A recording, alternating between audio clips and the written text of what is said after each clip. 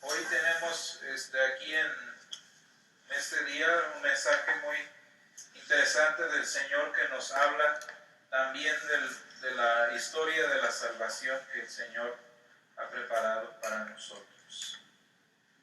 Señor, esta es tu palabra y tu palabra es verdad. Santifícanos en tu verdad. Amén.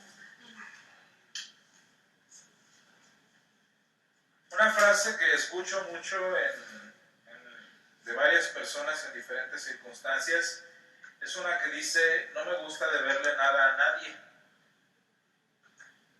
Y estas palabras, el principio de estas palabras, pues está bien, ¿verdad? No es correcto estar endeudado con medio mundo. Dice la palabra que quien se hace deudor de otro se hace siervo, y el que presta se vuelve señor. Y es cierto, al principio ese es el punto, pero fíjense que la mayoría de las veces detrás de estas palabras el orgullo es el que está de origen. El orgullo es el inicio del problema.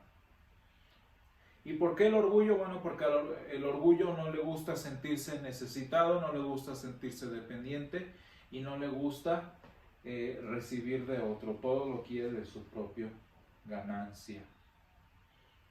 Y no sé si nosotros como cristianos nos hemos dado cuenta o hemos llegado a dimensionar el tamaño, la belleza y la importancia del favor que tiene, del favor y la gracia de Dios para nosotros.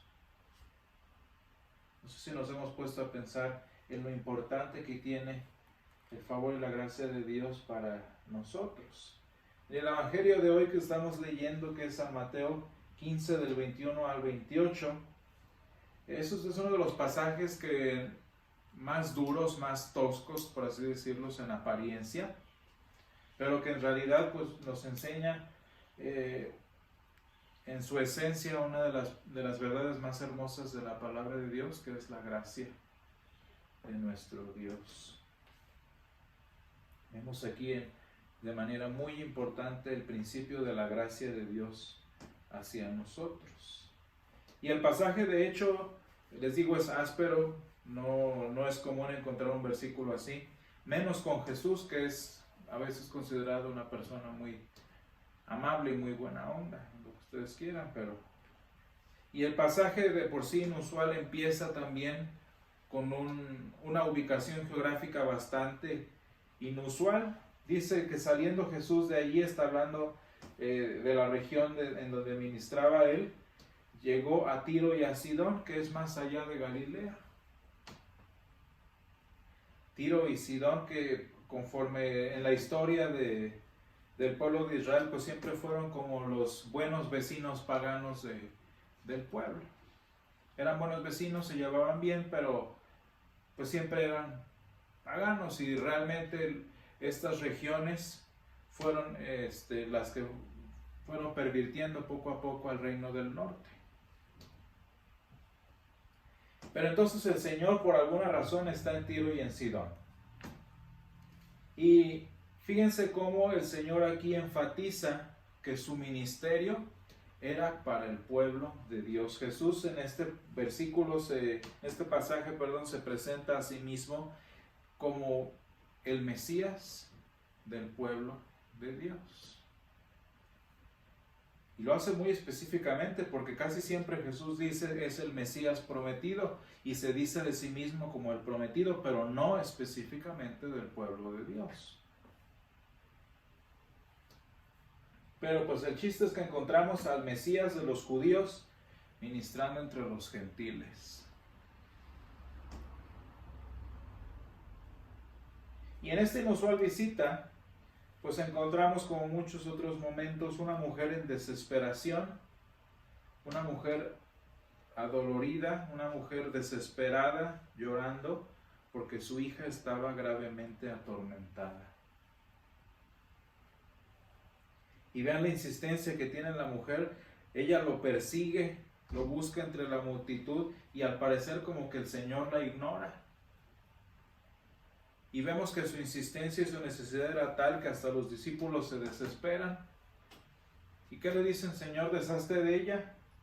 No sabemos si los discípulos querían que se fuera que la corriera o que le hiciera lo que quería y para que se fuera. Viste que los discípulos dicen, Señor, deshazte de ella. Y vean ustedes la reacción que tiene el Señor Jesús, que no hay razón para pensar que ella no escuchó.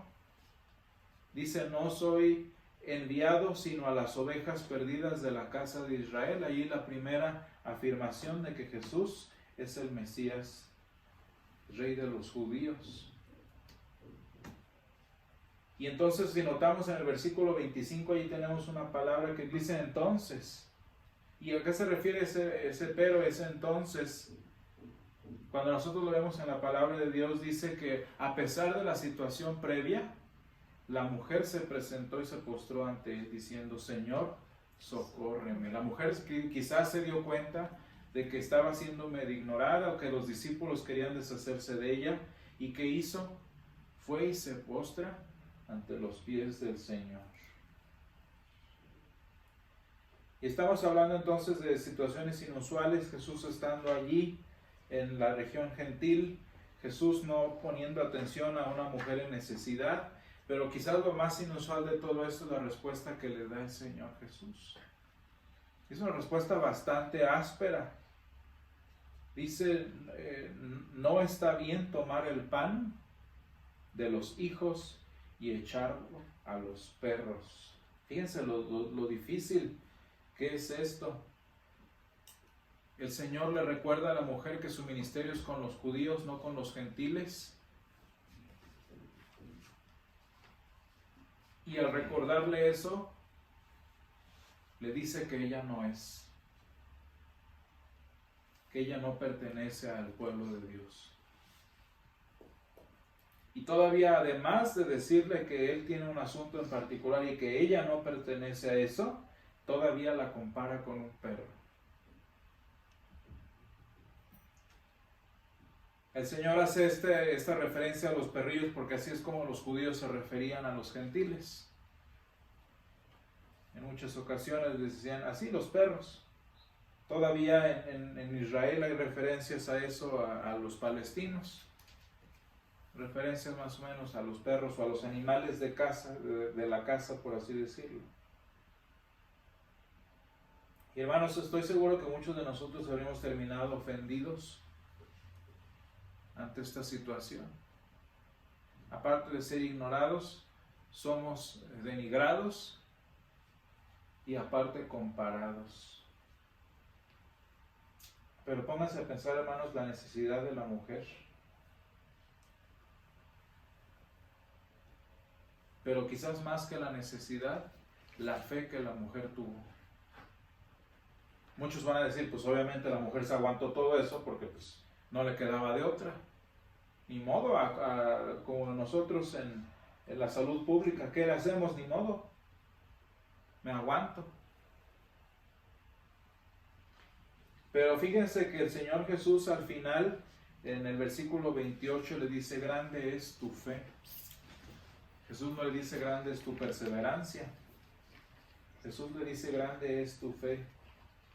Y eso nos demuestra, hermanos, que la insistencia de la mujer no era por necedad, no era por desesperación, sino porque sabía que en Jesús iba a encontrar la respuesta. Y esto nos habla mucho de nuestra oración, de nuestro hábito de oración. ¿Por qué insistimos? No por necios, no por desesperados, sino porque sabemos que en el Señor tenemos respuesta. No es para convencerlo. La mujer, fíjense aquí, esto es lo importante. La mujer no corrió con el Señor como para convencerlo con sus oraciones. Nosotros no atosigamos a Dios con nuestras oraciones. Nosotros oramos con insistencia y oramos con perseverancia, no para fastidiar a Dios y que nos haga caso, sino porque sabemos que Él de por sí nos hace caso. Son dos perspectivas diferentes. Pero hablando de las palabras de Jesús, pues una de las razones por las que el mundo y nosotros también les resulta ofensivo el mensaje de la palabra. Piensen en esto, hermanos. Una de las razones por las que el mundo rechaza la Escritura y rechaza a la iglesia es porque las palabras de la Escritura son ofensivas. ¿Y cómo que por qué son ofensivas? El mundo rechaza la Escritura porque la palabra de Dios dice lo que somos sin reservas. Y si ustedes se fijan en ese pasaje, en la relación que tuvo el Señor con la mujer, realmente Jesús no le dijo nada que no fuera cierto. Jesús era el Mesías de los judíos, la mujer no era judía, y en una condición así, pues la mujer estaba en la situación de un perro, mendigando ahora sí lo que pudiera tener. Jesús le dice a la mujer simplemente lo que es. Y nosotros, fíjense, ¿por qué nos ofendemos? No nos ofende la mentira, lo que nos ofende es la verdad. Por eso la gente se ofende de la Escritura, porque la palabra dice lo que somos. La palabra dice lo que es y lo que no es. Y acuérdense ustedes, escuchaba una canción que escuché recientemente que me gusta, dice, cuando nadie tiene la razón es más progresivo. Cuando nadie dice lo que es mucho mejor y más tolerante. Fíjense que la tolerancia moderna no es tolerancia, es ignorar la verdad. Yo no te estoy tolerando. Tolerar no es aguantarte, tolerar es callarme lo que pienso para llevárnosla bien. Eso es lo que nosotros en nuestro mundo le decimos tolerancia. Cállate, me callo yo y nos llevamos bien. Y el Señor Jesús, ¿qué hizo? Le dijo a la mujer la verdad. Las cosas son así. Y hermanos, nosotros como cristianos, bueno, en realidad allí en el pasaje sí es cierto, Jesús no tenía nada, no tenía necesidad, no tenía obligación de darle nada a la mujer, porque pues él era de los judíos. Y nosotros como cristianos, cuando leemos este pasaje, fíjense bien, luego se nos va el pensamiento, y ustedes me dirán que no, se nos va el pensamiento a descubrir qué somos, si somos perrillos o si somos hijos. Léanlo y nuestra intención siempre, yo soy hijo, o el hermano de por allá es perrillo, o nos sentimos muy dignitos de ser hijos de Dios y muy orgullosos de que no somos perros. Pero fíjense entonces, al final de cuentas en el versículo 28 el Señor le dice, grande es tu fe, hágase contigo como quieres. Díganme, al final de cuentas el Señor concedió la petición de la mujer, ¿sí o no? Pues sí.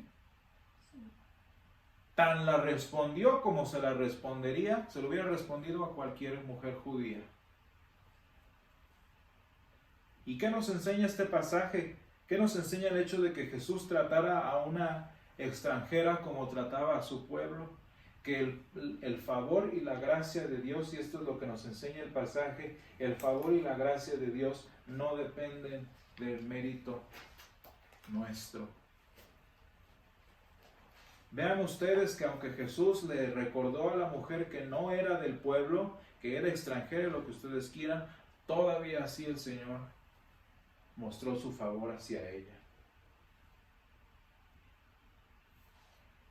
La misericordia de Dios no depende de nuestro mérito, sino del infinito amor del Señor.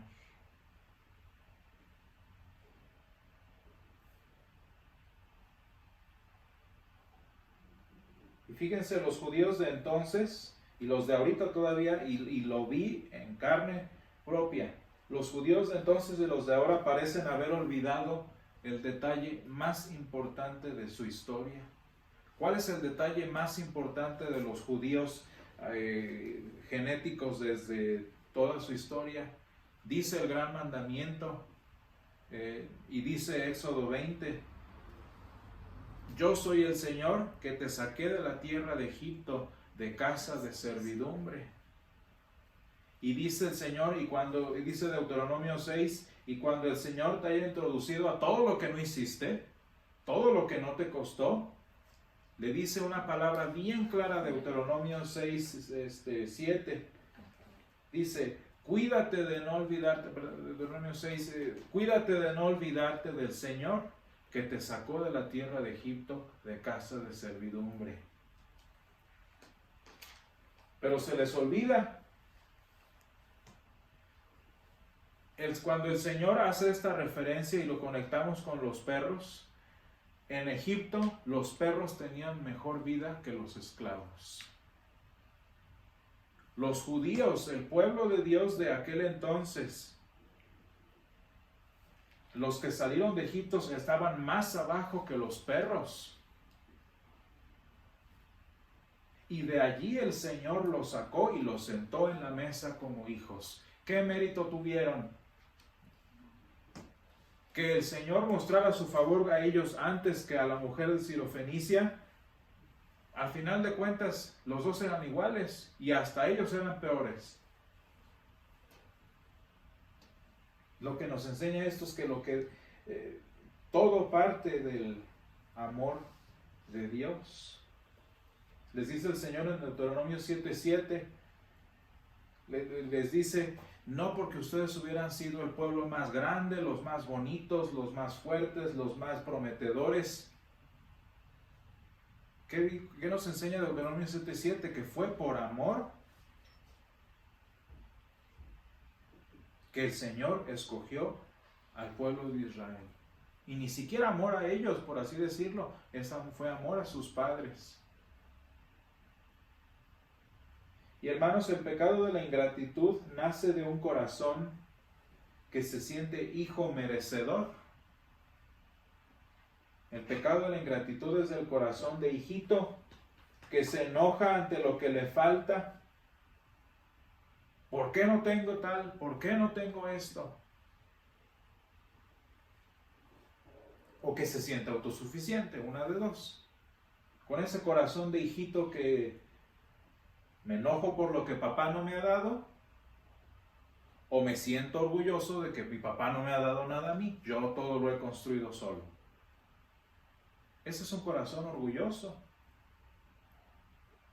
O el otro que está igual de mal, el pecado de la incredulidad del que hablábamos hace 8 días. El pecado de la incredulidad que nace de un corazón de perrillo, por así decirlo. Un corazón incrédulo de perrillo que se olvida de todo lo que tiene por nada más mirar su necesidad. Muchas veces nosotros, hermanos, nos enfocamos tanto en lo que necesitamos que nos olvidamos de lo que tenemos. Esa fue una de las cosas que Dios le enseñó a Job. Y el Señor se molesta con Job y le dice: tanto te ha importado lo que te falta y no te das cuenta de lo que tienes. Y el Señor, de hecho, se ha hecho un discurso con Job diciéndole todo lo que él ha hecho.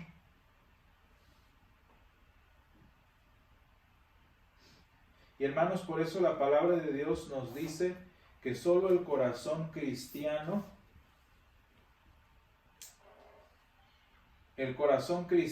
que no ve a la mesa, que si estoy sentado a la mesa o que si estoy debajo de la mesa, el corazón cristiano que no ve a la mesa sino al Señor de la mesa, puede hallar descanso en el favor y en la misericordia de Dios. ¿Cuánto tiempo, hermanos, no hemos pasado? ¿Cuánto tiempo no han pasado los judíos preocupándose por en qué lugar de la mesa están, cuando sus ojos deben estar puestos en el Señor de la mesa? Y si ustedes se fijan aquí en este pasaje, la mujer aprendió a ver al Señor que estaba sentado a la mesa y que daba abundantemente, que si era perrillo o que si era hija. Y fíjense lo bonito que el Señor proveyó para su necesidad. Y entonces el Señor de misericordia que aprendemos en este versículo, en este pasaje, nos enseña que judíos o gentiles, hijos o perrillos, todos reciben en abundancia. Qué bonito el pasaje de Isaías cuando habla de los extranjeros. Dice: y a los hijos de los extranjeros que siguen al Señor para servirle y que amen el nombre del Señor para ser sus siervos. Fíjense: a todos los que guarden el día del reposo para no profanarlo y abracen mi pacto, Yo los llevaré a mi santo monte y los recrearé en mi casa de oración. Por eso el apóstol San Pablo nos enseña que ya no hay judío, no hay griego, no hay esclavo ni libre, porque cuando nuestros ojos están puestos en el Señor no hace acepción de personas. Y entonces, hermanos, es muy importante que nuestro corazón orgulloso recuerde de dónde ha sido tomado, de la casa de servidumbre. Y que nuestro corazón de perrillo que se siente incrédulo reconozca hasta dónde el Señor lo ha traído. Orgullo e incredulidad son dos pecados iguales. Y cuando desarrollamos este corazón cristiano que recuerda de dónde salió y hasta dónde ha llegado, nos podemos ahora sí gozar en el hecho de que tenemos un Dios a quien recurrir. Un Señor que nos dice lo que somos, pero nos enseña qué somos y de dónde venimos para llevarnos a la abundancia de estar sentados a su mesa. Y entonces, hermanos, tengamos este anhelo como nuestro gozo y nuestro consuelo. Que si somos perrillos, que si somos hijos, con nuestros ojos puestos en la mesa, con los ojos puestos en el Señor de la mesa. Vamos a orar. Gracias, Señor, te damos porque nosotros en nuestra condición como mexicanos, en nuestra condición como occidentales, Señor, que no pertenecíamos a tu pueblo, te damos gracias, Señor, porque nos has permitido conocerte y nos has hecho, Señor, tu pueblo. Gracias, Padre, porque como la iglesia, como tu pueblo en esta tierra, Señor, tú ahora nos has permitido sentarnos y participar de las bendiciones de tu mesa, Señor. Te ruego, Padre, que obres en nuestros corazones la humildad, que nos ayudes, Señor, a recordar de dónde venimos, Señor, y que, Señor, también nos des la fe que tanto nos hace falta para reconocer todo lo que tenemos, Señor, y lo que nos has provisto.